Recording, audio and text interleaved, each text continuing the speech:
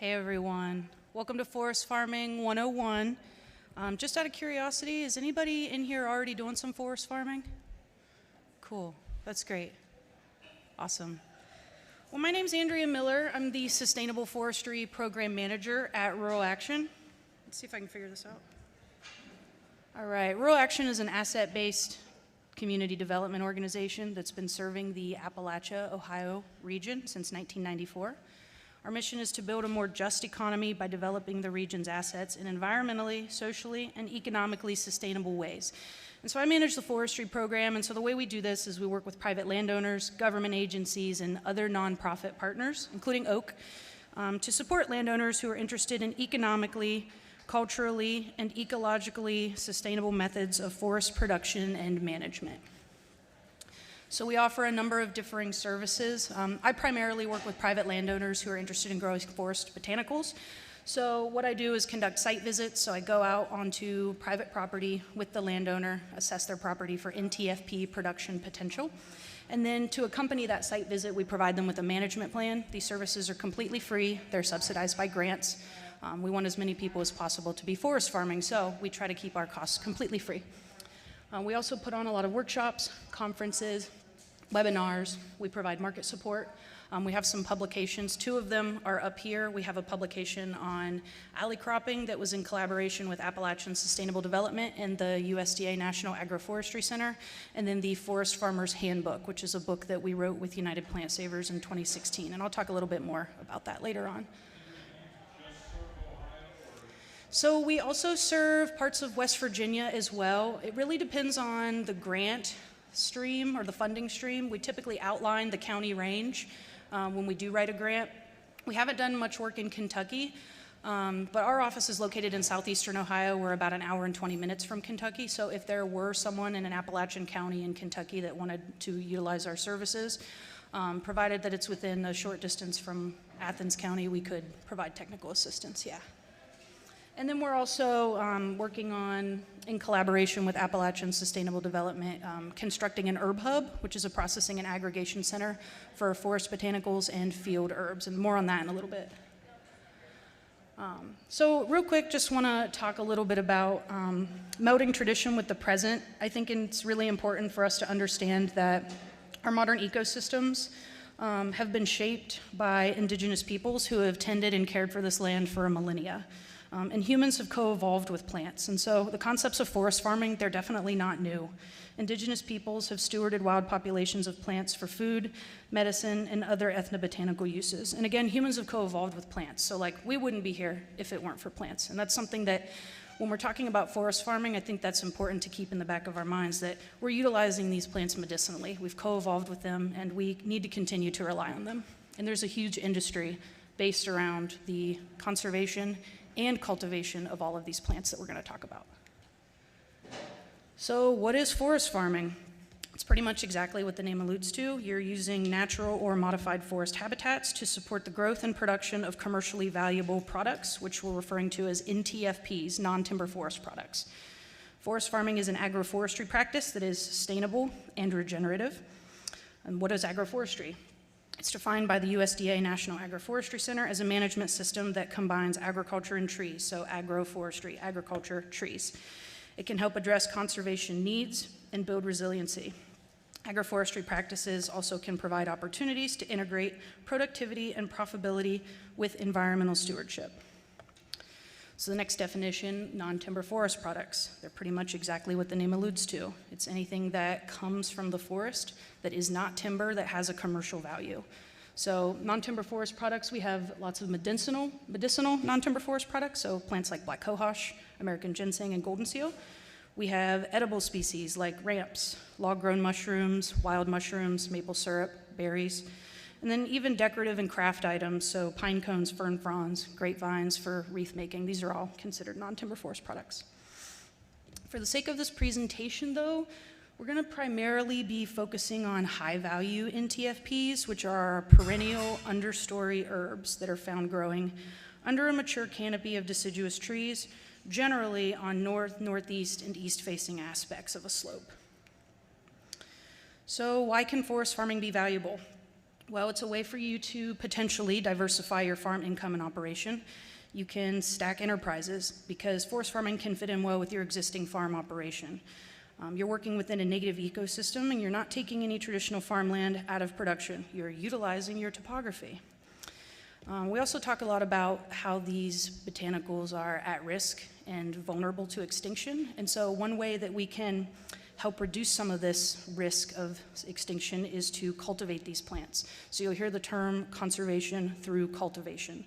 The more we can cultivate these plants, we're better able to conserve them. You're working with a native ecosystem, you're working in the forest, so you are inherently preserving forest. And then carbon sequestration, because you're working with intact forest. You're leaving your forest intact in order to produce some of these species. So as far as some opportunities go, Central Appalachia is a biodiversity hotspot with roughly 18.9 million acres of forest land. And roughly 50% of medicinal herbs in the global supply chain are native to Appalachia, and that's a really substantial number. There's also a deep-rooted cultural connection to wild harvesting these plants and growing these plants within the Appalachian region. And there's a high interest in forest farming. There's a lot of people in this room, so I believe that there is a high interest. So there are a few different methods I want to talk about when it comes to forest farming. All of these methods are going to vary based on your scale of production, the species in which you're interested in growing, the site availability, and your goals. So we have wild stewarded, wild simulated, and woods cultivated. And that's a picture there at one of our research sites at our office. We're planting wild simulated ginseng. So the first one is wild stewarded, and it's almost exactly like the name implies. You're basically stewarding wild or existing populations of a plant that are already on your property. And you can do this in a couple of different ways. Plants produce seed, so you can collect that seed and you can plant it in the vicinity of an existing population, or you can take that seed elsewhere on your property and start a new population elsewhere. Similarly, plants that are divisible by rhizome division, you can dig those up, divide the rhizome into 2 or 3 different parts, and you can expand an existing population, or you can start a new population elsewhere. And wild stewarded populations can very quickly turn into a wild simulated production operation. So the goal with wild simulated production is to produce a product that looks wild, that is virtually indistinguishable from a plant that you would find in the wild. So American ginseng is highly valued for its characteristics, its physical characteristics. Generally speaking, the more wild looking the root looks, the higher value that root has when it comes to you selling your product. So the goal with wild simulated is to grow a product that looks virtually indistinguishable from a wild plant. And so in order to utilize the wild simulated method, what we recommend is folks rake back the leaf litter with the soft rake, which you kind of saw in that picture that I had a few slides back. You take a hard rake, you scarify the soil, which will help increase the contact between the seed and when you put it on the ground, so increase the contact of the seed when it's on the ground. And then you take that soft rake and you just rake the leaf litter back over it. And so you're mimicking natural ecological conditions, and you're enabling more natural population dynamics to emerge because you're utilizing natural spacing, you're working with the environment, and you're wanting to grow a root that looks as wild as possible, so you want to make sure that the environment that you're growing in is also as wild as possible, and there's not a whole lot of labor inputs with that. You're just using a soft rake and a hard rake. Now, this is all in contrast to the woods cultivated method. This is the most intensive method of forest farming that you can do. As you can kind of see there in that picture, there are plants being grown in rows. This requires heavy to moderate site modification. You're actually getting in there with a tractor or some sort of tiller, and you're forming shallow raised beds. So as you can see, this looks like a pretty intensive operation. And again, this is in contrast to wild simulated production. And so when you're forming those raised beds, you are also aerating the soil a little bit, and you are inherently, when you're forming those raised beds, you're going to be removing some understory competition. So you're going to be removing some of those understory herbs, and you're going to be removing some of those sapling size trees that are in there. So that's all going to enable accelerated growth. In terms of harvest cycles, you're looking at roughly 3 to 4 years. So this can also introduce new challenges. It can seem really great to grow, accelerated growth, grow as much as possible, but it can introduce some new challenges. So you do have to have some heavy equipment. It requires a lot more labor as well. And depending on the species you're cultivating, high-density plantings of a single species can also increase the potential for disease outbreaks, especially fungal pathogens. So if you look at this picture here, it's just, a monoculture of one species, as opposed to when we're growing wild simulated production, you're working with multiple different species. And so I really like this picture down here on the right. So I don't know if this works. Okay, you can see it. That root's really big. You can definitely see it. So that root on the left, that is a root that's been produced via the woods cultivated method. It's really big. The root on the right has been produced via the wild simulated method. The root on the right is always going to be worth more than the root on the left because American ginseng is highly valued for those physical characteristics. So when you're thinking about what method you want to adopt on your farm, you can adopt multiple methods. You don't have to just do one or the other. But when we think about our scale of operation and what species we want to grow, when it comes to American ginseng, you're probably better off doing the wild simulated. But if you're doing something, say bloodroot, blue cohosh, black cohosh, goldenseal, plants that are not valued for the physical characteristics of their root, those are really great candidates for a woods cultivated operation because it does enable for accelerated growth. You can produce roots really quickly. Those roots could be used as sustainable planting stock, and you can also produce seeds relatively quickly. And so yeah, this is a monoculture of American ginseng planted via the woods cultivated method, and as you can see, it's full of red berries, produces a lot of seed, but there is that potential for fungal pathogens because it's just so densely planted as opposed to natural spacings. So the most important thing when you're getting into forest farming is going to be looking at a good site. You really want to look at trying to find a good site for your operation because that's going to influence pretty much everything you do. So you're going to want to consider aspect, which is the directional orientation of the slope. You're going to want to consider the slope, the species composition, what's already growing there, the age of the forest, presence of invasive species, understory density, shade levels, what's the soil like, past land use history, and security. So your goal when you're choosing a site is to key in on the most likely chance for success. These plants have very specific habitat requirements, and so plants might survive in a marginal site, but they're going to fail to thrive, most of the time. So thriving plants are healthy plants. You're going to have a lower risk of disease. You're going to have faster growth rates. You're going to have increased reproduction, root mass, and seed production. And starting with a good site is going to reduce your labor inputs and costs over time and promote a viable operation. So the most important thing is probably going to be the aspect that you're going to grow on. The best aspect for the high-value NTFPs that we're going to be talking about is almost always the north, northeast, and east-facing aspect. That's because that side of the hill is cooler and it's more moist, and all of these species prefer that as opposed to hotter and drier conditions. And so the reason that the north, northeast, and east-facing aspects are cooler is because when the sun comes up, the air temperatures are cooler, as opposed to in the afternoon when the air temperatures are warmer and the sun's hitting that south, southwest, and west-facing site or a ridge top. So almost all the time, there are exceptions, and we'll talk about that, but north, northeast, and east-facing aspects are what you're going to want to look for. As far as slope and topography goes, your slope is going to affect the production method that you use. You can't really take a tiller on a super steep slope. So it's going to affect your ease of planting, and it's also going to affect soil drainage, how quickly water accumulates and dissipates. Gentle to moderate slopes are best. Somewhere between 5 and 15% is good. You can still grow on flat sites, it's fine. You're just going to want to make sure that site is well draining and that the overstory is generally not oak dominated. You're looking for sugar maple, tulip poplar dominated canopy. And you can also work on steep grades that are above 15%. It's really up to you. So another thing that you can look for when you're out on a site are the species that are already growing there. The species that are growing on a site can tell you a lot about what's going on there. So these high-value NTFPs are often found growing in association with indicator plants. Indicator plants are just indicating to us when they're present in a site. They're just indicating to us that this might also be a good site for the production of NTFPs. So some understory species that you could look for are Solomon seal, which is on the left, large flowering trillium there, twin leaf, hepatica, blue cohosh, and some overstory species that you could look for, sugar maple, tulip poplar, and then basswood up there in the top right, American basswood. Some other companion or indicator plants, maidenhair fern here on the left. Generally speaking, when I see maidenhair fern on a property, almost 9 times out of 10, there's American ginseng there as well.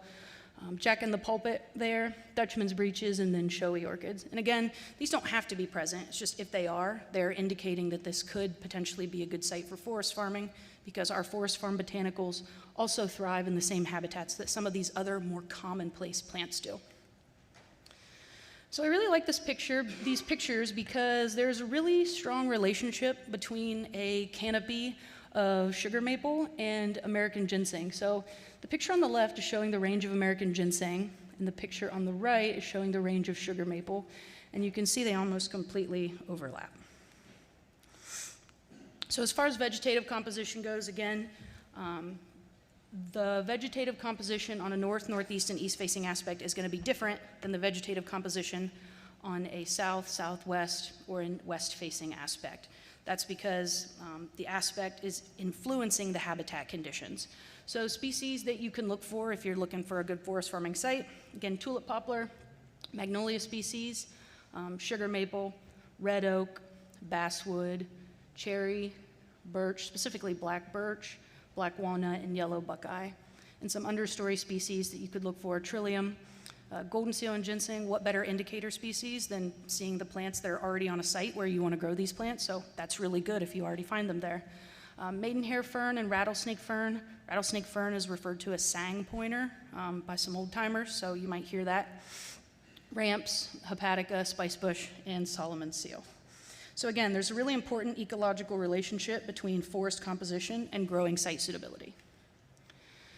And so this is in contrast to what we'll typically find on our south, southwest, or west-facing sites, so our drier sites. So our drier sites are typically going to have our mast-producing species, so our oak and hickory species. So oaks, white oaks, chestnut oaks, black oak, scarlet oak, oftentimes black gum, mockernut hickory, and pignut hickory.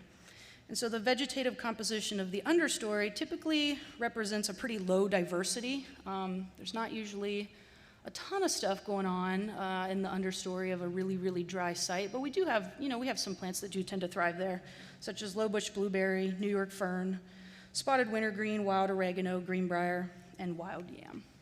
And we got some pictures of some of these plants. We've got wild yam up there in the left, bellwort, New York fern, spotted wintergreen, and then down here on the left is wild oregano, which is edible. You can use it as a seasoning. It's really delicious, and it's native. And then lowbush blueberry there in the bottom right. So there's always exceptions, right? We can talk about how great northeast and east and north-facing aspects are, but there's always microsites. So forested drainage areas, oftentimes regardless of aspect, those can make really good sites because since they're part of a drainage area, they tend to accumulate moisture and they tend to accumulate organic matter. Low positions on slopes as well, so the bottom quarter to the bottom 3% of a slope, they're influenced by the adjacent hillside and they're protected by the adjacent hillside as opposed to being exposed. And then hardwood coves, they're oftentimes protected from prevailing winds because of the aspect and the drainage at the bottom. So there are always microsites. It's not, if you don't have north, northeast, or east facing aspect, it doesn't mean you can't forest farm. There are other things that you can look for. So forest age is really important too. All of these species, they perform best under a canopy of mature hardwood trees. And again, sugar maple and tulip poplar dominated stands are preferred. I just like this picture because it's a large old tulip poplar with a really nice little patch of wild ginseng growing underneath of it. Understory conditions, this is also important too. When you're thinking about your labor inputs, say you have a nice site, but the understory is pretty full, you're gonna probably wanna do some, I hate to say weeding in the forest, but you're going to want to remove probably some of the understory species that are growing there, depending on what's growing. You don't want to remove anything rare or endangered, but you can do some weeding of the understory. And an open understory is going to be less competition for your desired crop and less labor inputs for you over time. And a more open understory is also going to allow for better airflow. So the quicker vegetation dries after rain events, the better. It's less likely for a fungal pathogen to break out. An open understory also provides a little bit more sunlight because too much shade can slow growth. And then sapling-sized trees and pole timber-sized trees that are accumulating in the mid-story, they can also be thinned as well to enable more light. So our high-value NTFPs, they thrive in generally 75 to 95% shade. They can handle more sun, however, competition is obviously a limiting factor. So, you know, plants like ginseng, goldenseal, and ramps, they can definitely thrive in conditions where there's access to more sun, but other plants are almost 9 times out of 10 going to outcompete them. So that's why most of the time these plants tend to really thrive in the shade. As far as soils go, these species thrive in rich, moist, well-draining soils. The more organic matter in your soil, the better. You're looking for loamy, uncompacted texture. That's ideal, with a pH of between 5 and 7. And so when I go out on a site with a landowner, I take into consideration, you know, what's the soil feel like beneath my feet? Is it kind of bouncy? Is it loamy? Or does it feel really compact? That's really important to take into consideration. You can dig into it with a knife. What color is it? And then feel the leaves too. You know, oak leaves are really tannic, so if you pick up oak leaves in your hands and you crush them, they tend to not really break up in your hands. So you know that if the leaf litter is predominantly composed of oak, that's probably not going to be a great site. And you can tell that by putting those leaves in your hand, and they're not going to break apart that well.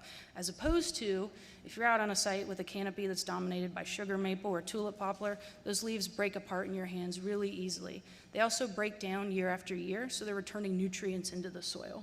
So that's really important to consider as well. And then you can make modifications. However, I would recommend getting a soil test before you do any sort of modification in your woods. If you do have to make modifications, you know, these plants, they don't hog nitrogen. A light touch is really going to be best.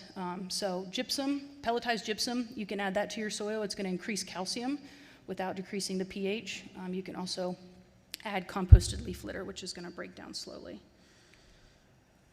And so there is a lot of scientific evidence regarding calcium in the soil. All these high-value NTFP species really require calcium to thrive. There's a strong association, and I think it's really interesting that sugar maple leaves contain about 1.75% calcium by dry weight. And so the ecological association between sugar maple and ginseng, it's pretty substantial because we have this canopy comprised of, let's say, predominantly sugar maple. These leaves are falling off each year. It's a deciduous tree. Those leaves are breaking down and they're delivering that calcium into the soil, which is a really important micronutrient for reproduction and growth. So past land use history, this is also going to affect your site. Row crops, grazing, pasturing, high grading, mining, all of these contribute to erosion, topsoil loss, compaction, and nutrient depletion. And disturbed sites, they can definitely be good forest farming sites. I think, as we move along into the future, it's harder and harder to find really, really nice sites. You know, we kind of just got to work with what we got. So degraded sites can be fine sites. It just depends on how long it's been since, you know, past land use and the intensity at which the land suffered. And the picture up there on the right, that's like an old aerial photo. I think it's from the 50s. You can see in the kind of top center, there's a forest there. And if we were to go out onto that site today and it was still forested, we would know that that might be a good site for forest farming because it's on an east-facing slope. It was forested in the 50s. It's forested today. That's a mature hardwood canopy. So as far as invasive species goes, it's inevitable. You're going to have to deal with them. It just is what it is. It's best to deal with those early on. However, it's not like a one-and-done thing. It's not like, oh, I removed all the multiflora rows, I'm done. No, it'll be back. And so will all the other invasive species that you remove. So it's just constant vigilance. You're going to have to continue to monitor. It requires continued maintenance. But it is important to deal with them early on because invasive species can crowd out intentional plantings and really cause problems. And that's a picture of American ginseng with a bunch of Japanese stilt grass growing around it, which is something that makes me really sad when I see, but definitely just something to be aware of on your property. So security is really important as well. If you can, plant close to your residence. Smaller plots over a larger area. If you do smaller plots over a larger area, you're going to minimize the impact of one single theft event. as opposed to if you plant an entire hillside with a ton of ginseng. Keep your operation a secret or don't keep your operation a secret. It's really up to you. People oftentimes choose to tell their neighbors, tell their wildlife officer, tell their service forester. It's up to you if you want to tell people or not. And then mark your boundaries. You know, it's not going to keep anybody off your property, but in the event where someone does come and steal your botanicals, you can say that you've done your due diligence in terms of keeping your boundaries marked.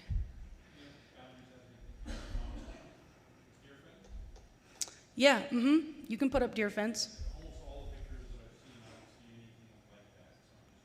So I'm just curious, how common is it? Deer love ginseng. They really love ginseng. So do voles. You can use deer fence. It's just kind of expensive, especially if you're, you've got a large area in your woods that you're working, but you can absolutely do deer fence. We've worked with one producer who has some really nice sites that are fenced in, and I think the fencing has really protected his ginseng seedlings. He's got a nice operation, and I think if he didn't have that fence, he probably wouldn't have near as many plants because he's doing, high woods cultivated production. And yeah, cameras, dogs, fences, etc. So we've talked about what makes a good site. I think we should talk just a little bit about what makes a poor site. So again, we talked a little bit about oak-dominated stands.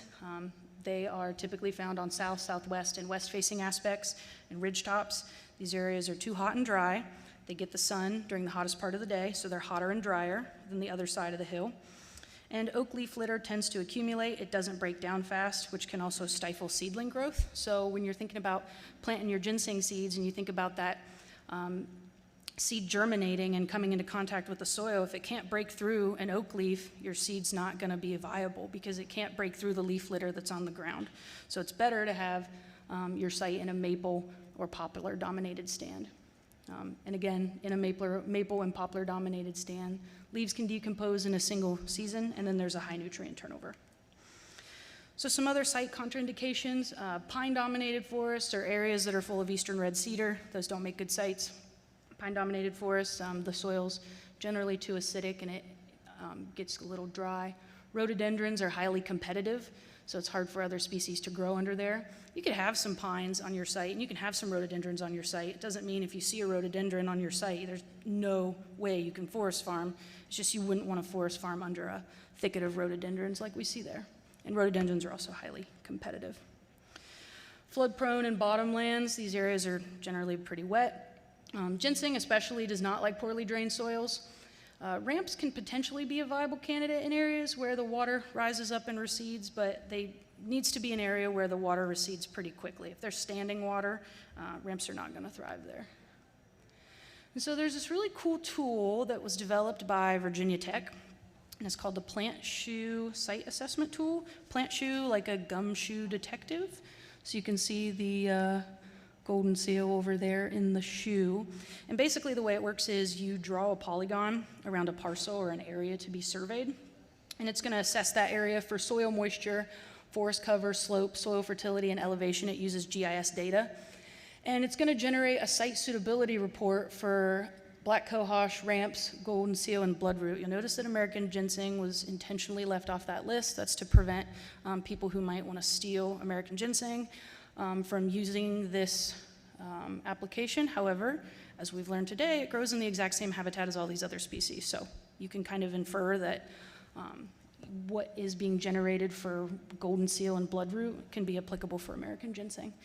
And I find that this works better drawing small polygons over the site on your property where you would want to grow these plants as opposed to your whole property. Because let's say you've got 10 acres of ridgetop and then you've got 10 acres of east-facing aspect. If you draw a polygon over that whole entire area, that ridgetop is going to decrease your overall scores because ridgetop is not suitable habitat for forest farming. So when you're doing this, draw polygons over areas where you think might be suitable, or you can mess around with it and draw polygons over areas that you don't think are suitable, and you'll see those scores. It'll print you out a report. So I want to talk about the 4 most commonly produced forest botanicals. We've got our ramps there on the left, black cohosh blooming up there in the center, golden seal down there in the bottom, and then American ginseng there on the right. So the first one's American ginseng, and as like we've been talking about, prefers cool north, northeast, and east-facing aspects under a mature canopy of deciduous trees.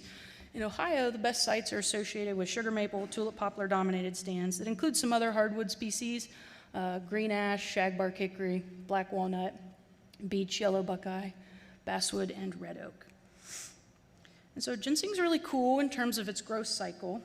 It's a slow-growing species that advances through a single stage of development each year, and it adds one new set of compound leaves, which is commonly referred to as a prong, each season. So after germinating, the plants can persist as seedlings for 1 to 2 years. They'll begin to progress through 1-prong, 2-prong, 3-prong, and 4-prong stages of development over time. Advancement is pretty variable. They can remain in that seedling stage up there for a couple years, maybe even longer. And then if there is some sort of environmental stressor, let's say it's a 4-prong 1 year and it gets deer browsed, it can revert to a 2-prong or a 3-prong the following year. So you cannot tell the age of a ginseng plant by the number of prongs. It doesn't reproduce until 5 to 6 years of growth. And so here's some pictures. Those are those prongs I was talking about. I don't know if this works. Oh, okay. So this is harder than it looks. That's a prong, that's a prong, that's a prong, and this is not gonna work. But you can see, so the plant's kind of divided into 4 sections there. We've got 1-prong, 2-prong, 3-prong, 4-prong. That is comprised of 5 leaflets. So that is 1 leaf with 5 leaflets, and then we can see a plant there to the left that has 3 prongs, and one of the leaves has only 3 leaflets. All right. So this is what the flower looks like. Blooms in the summer, really pretty. And then produces green berries that are going to ripen from green to red in the early fall. So when they're red, they're ripe. And then this is just a up-close image of what those look like. And so this picture was taken from Ohio DNR, and it has a really nice depiction of what we call the root scar, or the root neck with scars. So we've got the root down there, but on the top, between the stem and the root, we have what's called the root neck. And each year when that top part senesces, it's going to leave a scar on the root neck, and that's how you can determine the age of your ginseng plant.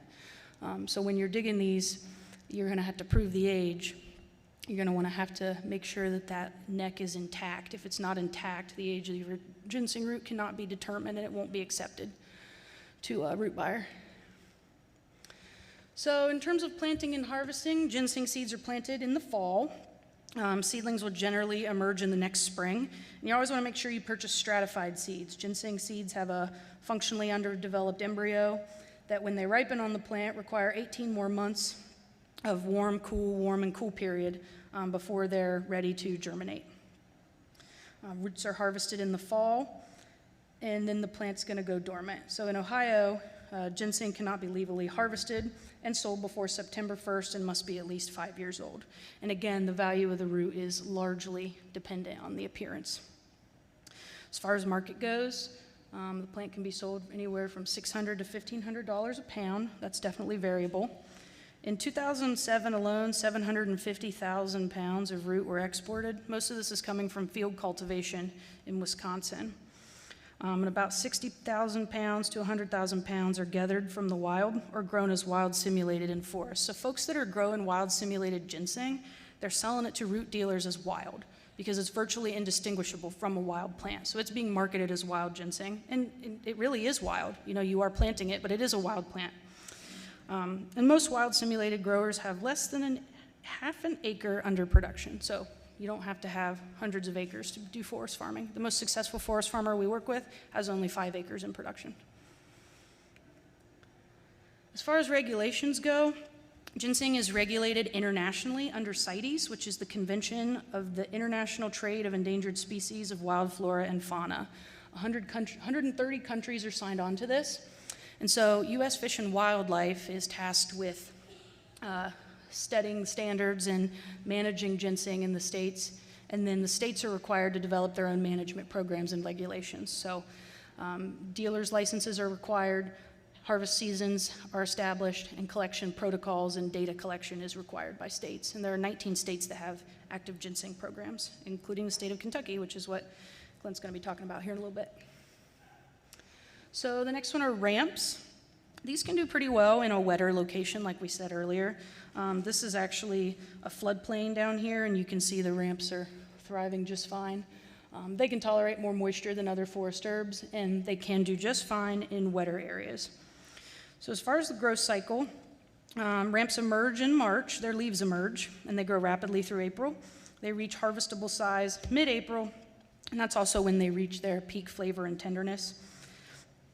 By May, the plant's fully developed for the year.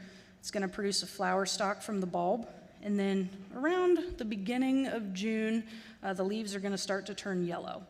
And the flower is going to bloom from July through August, and then it's going to produce little green seed pods that are going to ripen in September through October, and they're going to produce little shiny black seeds. They almost look like little BBs. There's roughly 3 to 24 seeds per plant. And ramps do not become reproductively mature until after 6 to 7 years of growth, so I think this speaks a little bit to the sustainability of a plant. If you're harvesting a plant that doesn't reach reproductive maturity until at least 6 or 7 years, that poses some challenges in terms of it being able to reproduce itself in the wild. So these are some pictures of ramps there on the left. They're totally frost hardy. It can snow. Ramps will do just fine. They don't care. That's the flower there in the top right. It's really beautiful. And then there's those seeds there in the bottom right. And then ramps also do this really cool thing. So their leaves die back in June, but they bloom in late June through July and August. So when they're blooming, there's no leaves present. So when ramps are blooming, this is all you're going to see. As you can see, there's no leaves there because they've already senesced. And it's in the same family as garlic and onion, so we could, call this a rampscape. And then these are what they look like when the bulbs are at peak size, so they're pretty small. And then these are just some leaves harvests that I did. I'm a huge proponent of harvesting leaves only as opposed to bulbs. I think the flavor in the leaves is just as good as the bulbs, if not better. It's also a sustainable way to harvest the plant. And that picture on the right, I dehydrate them in my dehydrator, and I have them pretty much all year. Like in that jar there, I can add it to any food I want. So they're really easy to preserve when you dehydrate them. As far as markets go, value-added products, we work with producers who make ramp pasta, ramp pesto, ramp crackers. You can sell to direct to consumers at farmers markets, and then there's a really big industry around selling ramps to restaurants as well. Next up is goldenseal. Like all of our other species, prefer the cool north and east facing slopes, thrives in 65 to 70% shade. You can grow this from seed or root division. The roots divide really easily. The rhizome is covered in microscopic buds too, so you can propagate them really easily from root division, and they are bright yellow in color. So for goldenseal, the leaves are going to emerge in April through very early May. Juvenile plants are only going to produce one single stem and one single leaf. When a plant is reproductively mature, it'll have a forked stem with 2 leaves and a flower. And it's going to produce a berry that turns from green to red in July. Another common name for goldenseal is ground raspberry because it produces that little red berry that's kind of close to the ground. So you can see there on the right, the vegetative stage of the plant. That plant is not reproductively mature. The way to tell if a plant is reproductively mature is if it has a forked stalk with 2 leaves that has flowered and is producing a berry. So as far as markets go, goldenseal can be sold $20 to $50 a dry pound for wild harvested, and it can be sold to the same root buyer that's buying your ginseng. However, a root buyer does not need to have a license to be able to buy goldenseal, but they do need to have a license to be able to buy ginseng, and they will buy goldenseal from you. And that's just a picture of some harvest distribution for goldenseal. Black cohosh is the next one. This one's really cool because it can tolerate a really wide variety of site conditions. So it will not flower in deep shade. So if it's growing in really like areas with a ton of shade, it's not going to flower. So it actually thrives in areas where there's a lot more sun. Can thrive in conditions of actually up to 50% sun. So that's really cool. And it provides opportunities for folks who might not have enough shade. So we recommend that folks do test plots with this one. Trail edges, forest edges can be really nice production sites. And I threw this picture in here because this is black cohosh growing with echinacea and fennel. And if we know anything about echinacea and fennel, we know that those plants require full sun. So this forest botanical is doing just fine in full sun conditions in this garden. As far as markets go, again, this can be sold to your root buyers, your ginseng root buyer. There's no license needed to be able to buy black cohosh. Really doesn't go for very much, $3 to $5 a pound. You could make value-added products. It's pretty bitter, so it's typically not consumed as a tea. I suppose it could be. Typically tinctured in value-added product in that form. So there are a lot of issues surrounding the forest farming sector, and definitely a lot of issues surrounding sustainability. One thing that's important to consider before you think about getting into forest farming is that plants are slow growing and they're oftentimes really small. So if your roots are really small and someone says, I need 5 pounds, it's going to take more work for you to dig enough plants to meet that 5 pounds than if your roots were really large. You wouldn't have as much labor inputs. So that's something to consider. Prices are also low. You saw those low prices for black cohosh, $3 to $5 a pound. It almost doesn't even incentivize you to grow it. So processing is labor intensive, and the processing methods may not meet food safety regulations. Buyers might also have large volume minimums. It's easier for a buyer to work with 1 or 2 growers as opposed to 20 growers. That's just from a business perspective.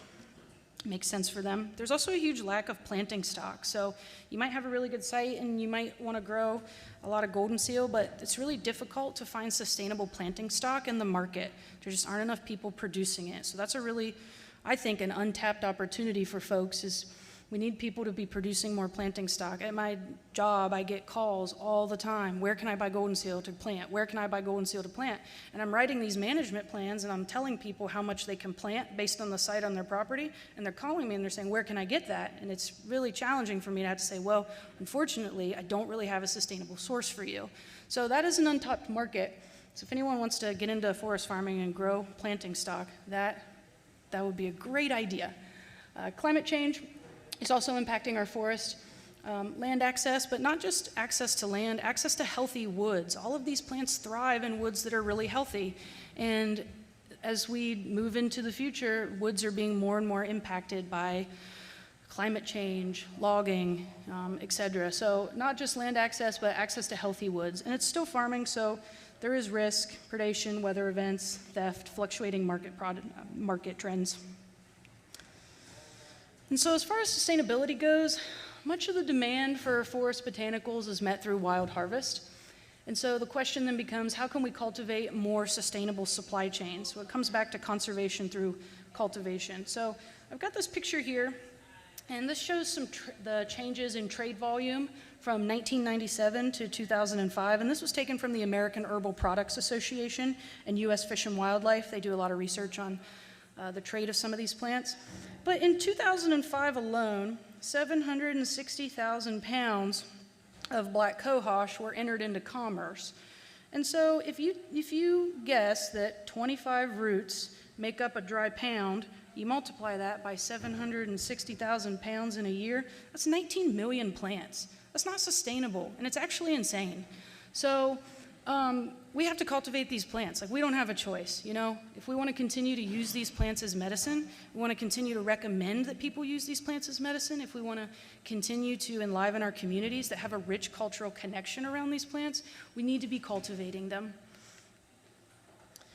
So I don't know how to make this play, but I have a video. So I talked a little bit about the Herb Hub at the beginning of this presentation.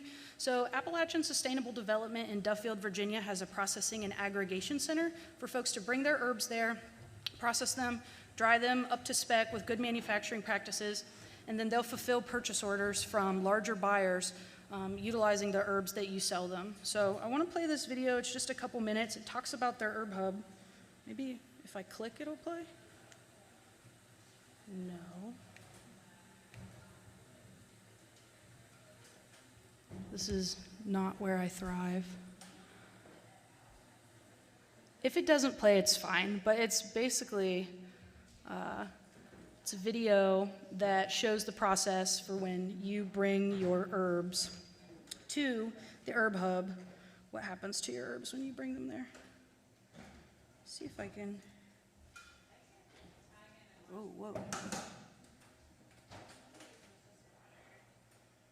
Okay, well, I don't think we're gonna watch the video, but the location of the herb hub in Virginia, the Appalachian Harvest Herb Hub, it's in Scott County. And so I just threw these pictures up here so that y'all in Kentucky could get a better idea of where our herb hubs are located. So Scott County, Virginia is where the Appalachian Harvest Herb Hub is located. And then Athens County, Ohio, that is where our herb hub is gonna be located. And I would expect our herb hub to be processing stuff for folks by this summer/fall. So these are current prices at the herb hub. So these are for this year.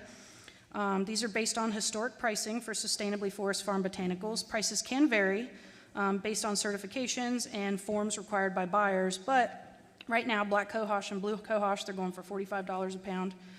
Wild yam root is going for $35. Golden seal root, $140 a pound. Ginseng leaf, we don't typically think of ginseng leaves when we think about what part of the plant we use, but there are medicinally active constituents in the leaves, so they can be utilized, makes a great tea. It can be a sustainable method of harvest for the plant, and those are going from $350 to $700 a pound. And then ginseng root, $1,150 a pound. And then the herb hub also, they also take field-grown herbs too. So echinacea, peppermint, spearmint, nettle, holy basil, elderflower, and calendula. All right, so there are some other NTFP species as well. I don't want to go into too much detail with these, but I do work with producers who are interested in growing these as well. We work for producers that are interested in growing pawpaws, elderberry, log-grown mushrooms, and maple syrup. All right, so I have some extra slides on here that I'm not going to cover because it's too into the weeds. Oh, but I do want to show you this picture because it's cool. This is the guy we work with who he makes ramp tofu pasta, pawpaw and spice bush chutney, pawpaw salad dressings, and then he also harvests spice bush berries and sells them as Appalachian allspice.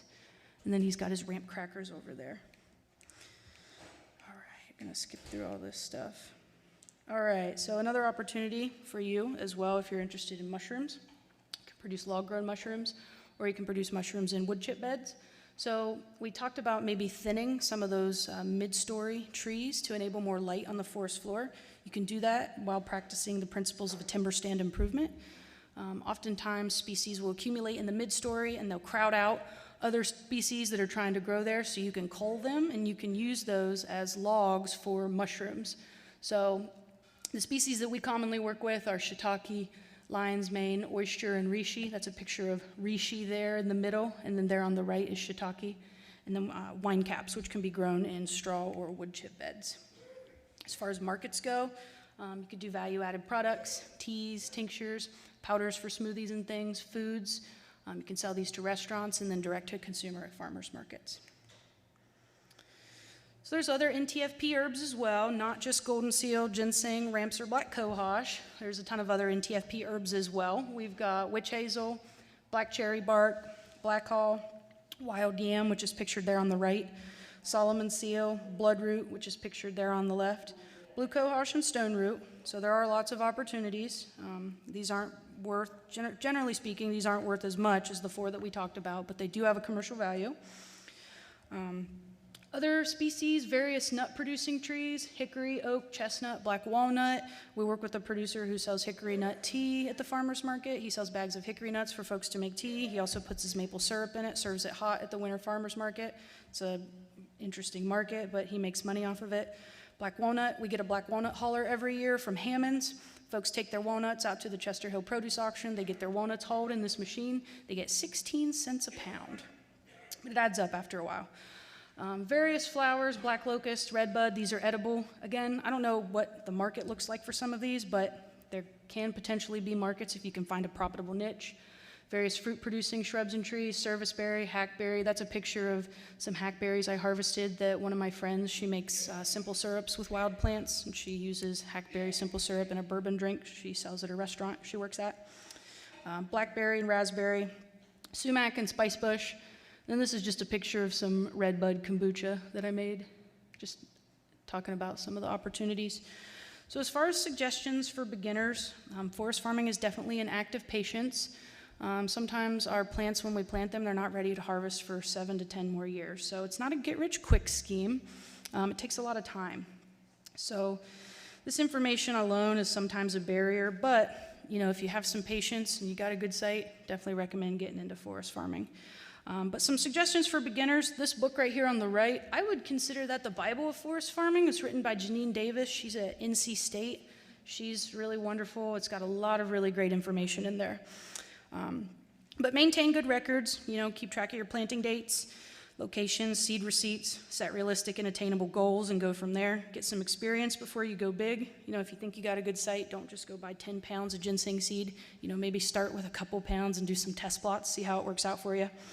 Grow crops that make sense. Grow crops that are high in value, that you can produce high volume of and meet your demand. And grow plants that are site appropriate. Start networking, developing connections, work with other growers and industry reps. And then there's lots of tools, lots of organizations out here to help you because, again, we really care about the conservation of these plants. They're super, super important, again, not only for us to use medicinally, but they're native for our ecosystem, so they're super important. So all of the organizations listed on this slide are founding members of the Appalachian Beginning Forest Farmer Coalition, which is housed at Virginia Tech. The ABFFC is basically just a giant resource share for anybody who wants to get into forest farming. We have Forest Farming Fridays, there's a forest farming YouTube channel, tons of resources through the ABFFC. There's also a big forest farming conference coming up at the end of March. I forgot to put that information in my slide, but if you want more information on that, I can get that to you. And then United Plant Savers, they're a medicinal plant conservation organization, also in Ohio. U Mountain Center and West Virginia Forest Farming Initiative, those are in West Virginia. Rural Action, which is where we're at in Athens, Ohio, and then Appalachian Sustainable Development. They do work in Kentucky, Virginia, and Tennessee. And then just some more resources here. The Forest Farmer Handbook, that picture down there on the right, is a book that Rural Action and United Plant Savers wrote in 2016 with funding from a Conservation Innovation Grant. We produced a new version just this summer with Appalachian Sustainable Development. We added a new chapter on Solomon seal production. I have 9 up here to hand out. They're free, so you guys do as you will. But there is also a free PDF download on our website. So if you go to the Rural Action website, you go to our forestry program page, there's a lot of resources there, and there is a free PDF download, so completely free. And then this is my contact information. Feel free to email me. I love talking to people about plants. I love talking to people, especially about forest botanicals, so reach out to me if you have any questions. Or if you have questions now, that's fine too, but you can also email me. Mm-hmm. Where do you, yeah, so our service range is pretty much restricted to southeastern Ohio and like northwestern Virginia, but you might be able to work with some extension folks, maybe NRCS. What I'm finding is that they don't have a ton of experience working with forest farming, but it's not really necessarily something that they work with regularly. But I would be happy to help you if you wanted to meet virtually and talk about some of your sites. Happy to do that. And again, that plant shoe site assessment tool is really good. Yeah. What if I want to get more just education on this? I need to learn to do this. How do I do that? My other question is, why is a license required for the ginseng for the? That's like the best segue ever. Yeah, that was amazing. Yeah, so the ABFFC, that would be the first place I would start. Tons of information there, fact sheets and handouts on that ABFFC page. So that would be the first thing I would recommend, is to go there, find resources. You can download some of those PDFs. We do have a big forest farming conference coming up in March. It's at Hotel Roanoke. And that's like the final, so the ABFFC was funded through a beginning farmer rancher development grant that's gonna be ending at the end of this year. So we're finding other funding sources to continue the ABFFC, and we will, but the Gather to Grow conference, the forest farming conference is March, is like the giant like culmination of everything we've done over the past 10 years as part of the ABFFC. So it'll be really cool. And then as far as regulations, I'll turn it over to you to talk about Kentucky and CITES. Thanks, guys.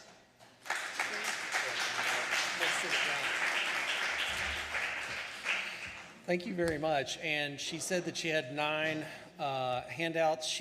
I've stole one. So you all need to like race to the front, maybe elbow a neighbor, Black Friday situation. My name is Clint Quarles. I'm an attorney with the Kentucky Department of Agriculture, and I wrote the ginseng rules and regulations for Kentucky a number of years ago, and here to kind of explain the current state of those things, and then one that I have filed now that's going through the reg review and comment period that will hopefully roll out and receive the blessing of the federal government and show them that we should have a more robust ginseng growing program. So ginseng in Kentucky has been going on for a couple hundred years. So once settlers were here in the United States, kind of the mid-1700s, found this plant that was growing abundantly in the United States. Is that the last one?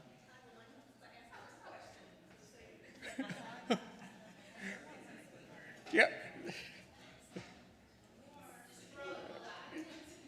I think people should fight for it. That's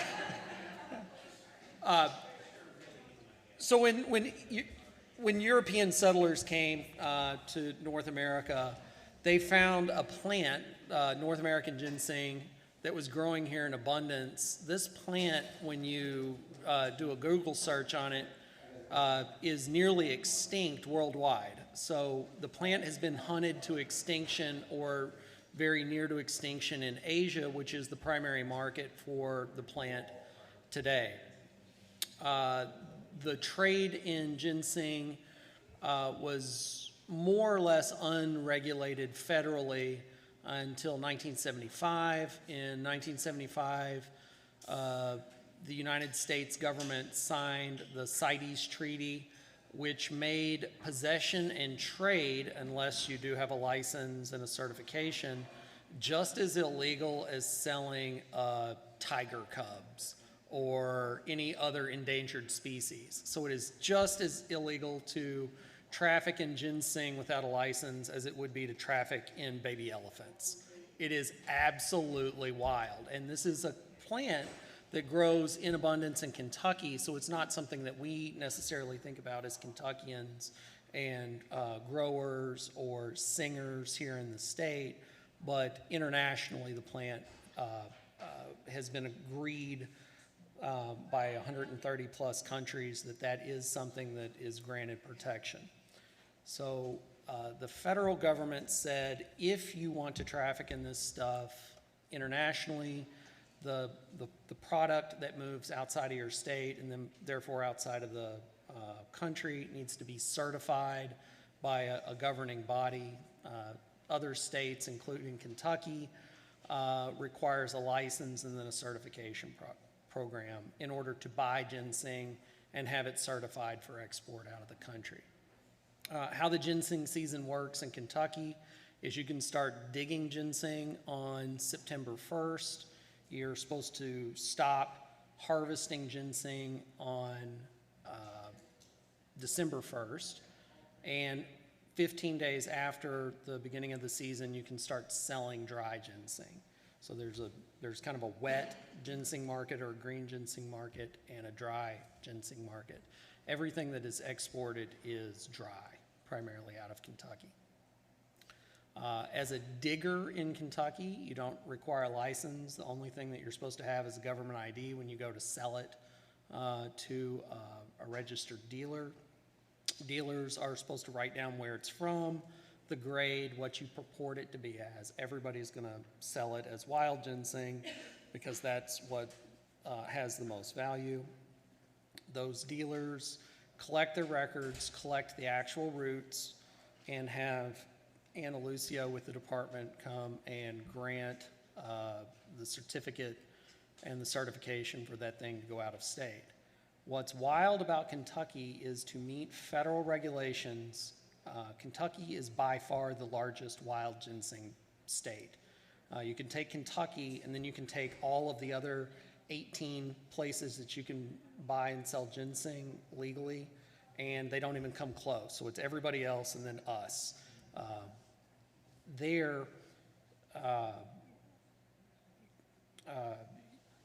Kentucky gets picked on quite a bit. So in order for the federal government to approve us, we had to have an actual law that says you're not allowed to traffic in anything ginseng, any part of the plant except in season, which makes very specifically legal transfer of seeds and live plants illegal in the state.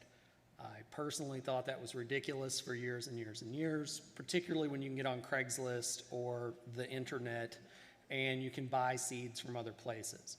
And again, this is kind of a Kentucky rule with the federal government, with the United States Fish and Wildlife folks, and then there's the rule for everybody else. So in other states, they do have ginseng grower programs, but it's been forbidden to Kentuckians because of the impact that it might have on our native population. The biologists with the federal government are very worried that we'll get seeds from particularly Wisconsin or other states, and it'll come here and it'll disrupt our biome. So what the Department of Ag is rolling out right now is a ginseng growers program that says, hey, as long as you register with the department, you tell us that you're going to grow some, that you can do that and traffic in that stuff out of season, so to speak. So as long as it's the live plant, an actual seedling or seed itself, you'll be able to buy and sell those things freely without criminal penalties and the threat of the FBI coming and raiding you. You would think that that wouldn't be a thing, but I've been involved with that. I also had to serve somebody with ginseng papers, and his legal address was under a bridge in Wolfe County once. But the federal government, as funny as that is, it was very sad, the federal government is very, very intent on making this program work, and we're trying to create a pathway for that to happen. One of the concessions that we had to make with the federal government, who's never actually told me yes, we're just kind of doing it, and waiting for them to tell us no.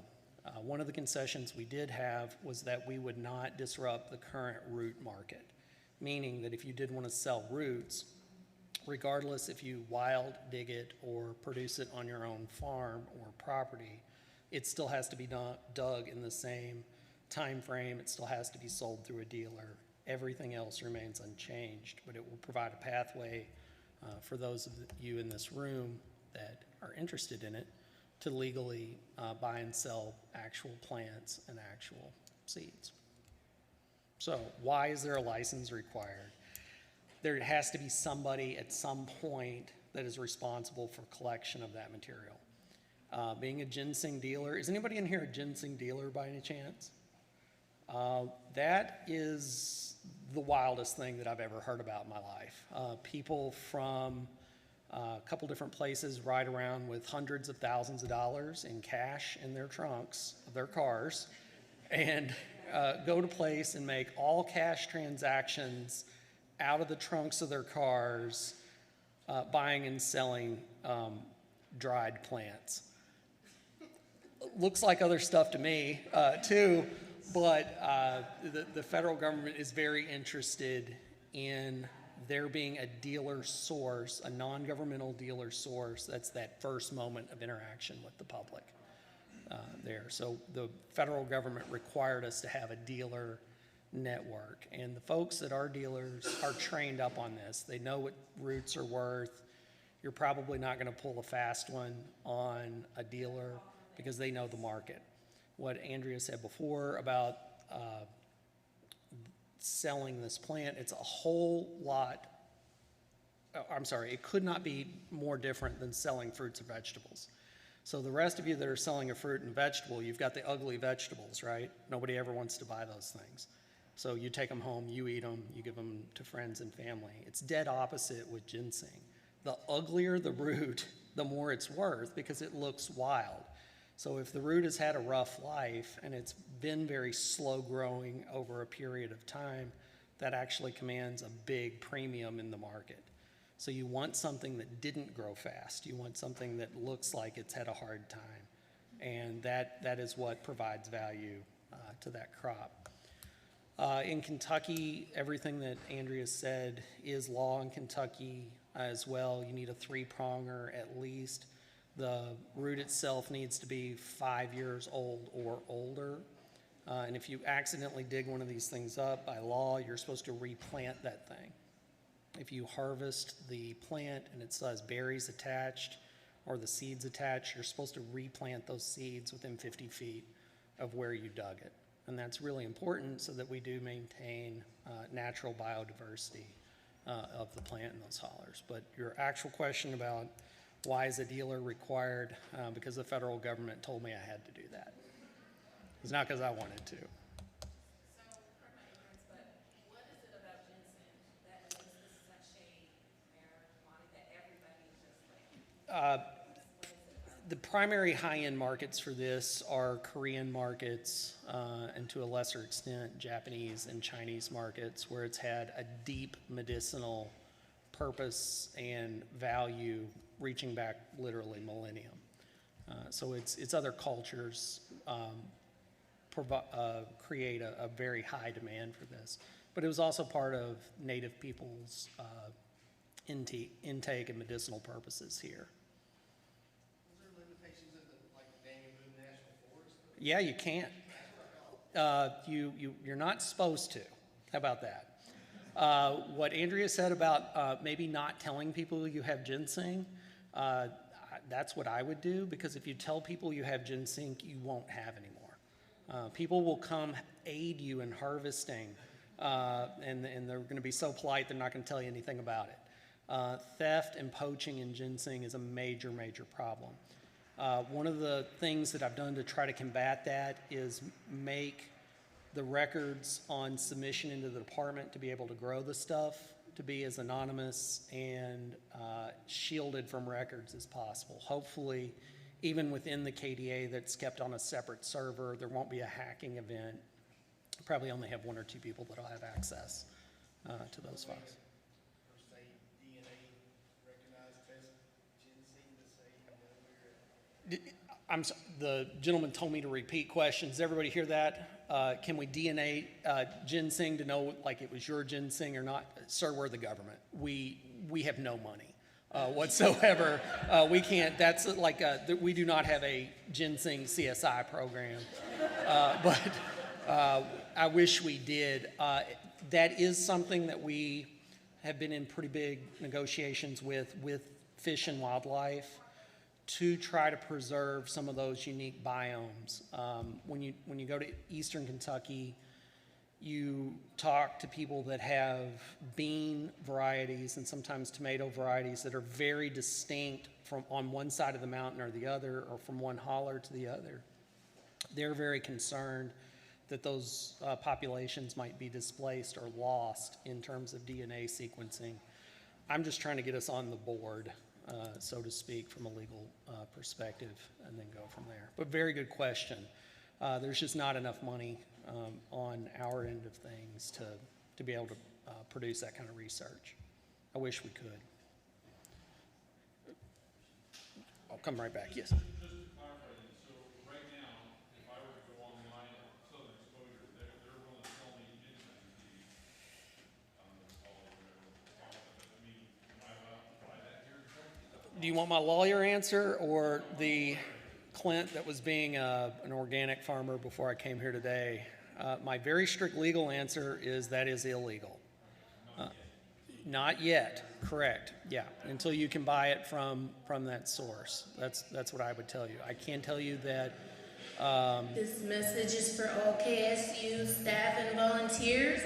If you could help in conference room C, we're just stacking some chairs up and we could definitely use a hand. Thank you. so regardless of that, there is a robust trade online that is not technically legal. Yeah. Yes, sir. Where do you go about getting in contact with these buyers? The Department of Ag maintains a list of dealers, and so if their name does not appear on that dealer list, they are not a dealer. That thing is kept in near real-time state of preparedness for people wishing to sell ginseng. Now, that's the actual root itself.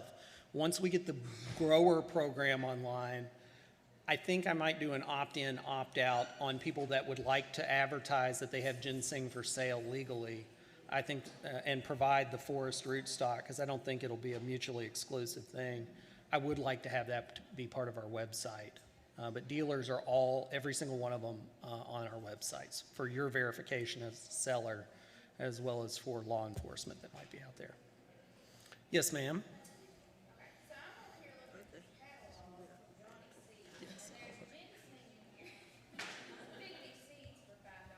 Now that's illegal for me to buy. That is illegal for you to possess. Yes, ma'am. Why does it say it cannot be shipped to Kentucky then? Because it cannot be shipped to Kentucky because it's illegal here.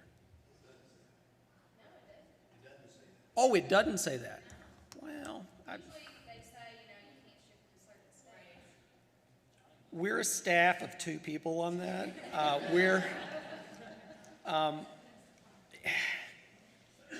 I was also the attorney for the hemp program, and I can tell you in year 1 for hemp, we were having a hard time with the DEA in allowing hemp seeds to come in from Europe.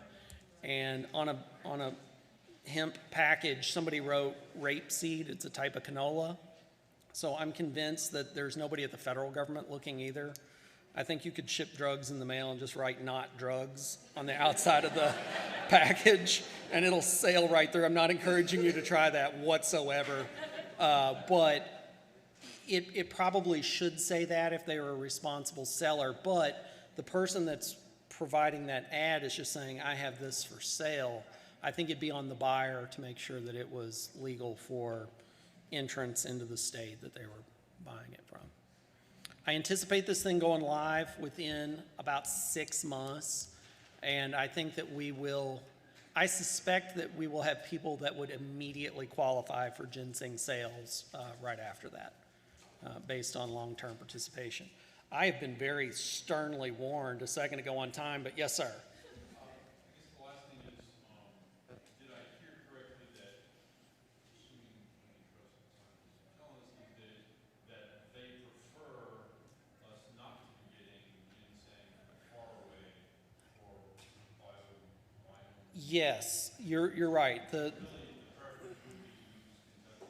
Absolutely. And as a Kentuckian, I want Kentucky seeds as well. So that's the other part that personally, this has been kind of a mission for me, is that when we go live, I don't want a bunch of stuff from Wisconsin. I want a robust seed bank from things that are not only from Kentucky, but I know grow in Kentucky. I know it's from here, and I want something that would mimic the bio conditions that you would have there on your hillside. If anybody else yes, ma'am. Hi, sorry, I wasn't here the whole time. Broke Gentile. So just want to share that we do have a forest farming survey that's live to sort of do the landscape analysis of what anyone's interests or needs are in this space. So there's a QR code in your program. Please take the time to fill that out. And Rural Action is a partner on that project. 12 partners, 6 states. We're doing sort of a baseline analysis. Particularly in Kentucky, we're interested. So if you have the interest, take the 5 to 7 minutes it takes to fill that out. Thank you. Yes, we'll send it in all follow-up email correspondence for attendees. It's in our newsletter, it's in the print program, and it's on our website. Well, guys, thank you all very much. If you all have any other questions, Andrea and I will both be up here at the front. Thank you.